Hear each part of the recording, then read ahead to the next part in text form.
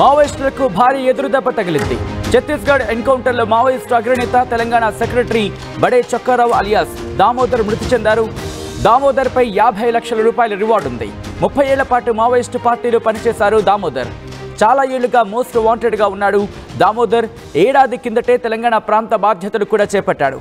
ఛత్తీస్గఢ్ ఎన్కౌంటర్లో 18 మంది మావోయిస్టులు మృతి చెందారు. ఈ ఘటనతో ఒక్కసారిగా షాక్ గురయ్యారు మావోయిస్టులని చెప్పుకోవచ్చు.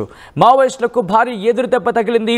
ఛత్తీస్గఢ్ ఎన్కౌంటర్లో మావోయిస్టు అగ్రనేత తెలంగాణ సెక్రటరీ బడే చొక్కారావు అలియాస్ దామోదర్ మృతి చెందాడు.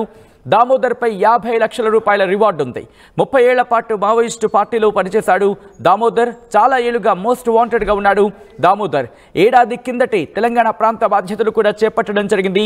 ఛత్తీస్గఢ్ ఎన్కౌంటర్లో 18 మంది మావోయిస్టులు మృతి చెందారు.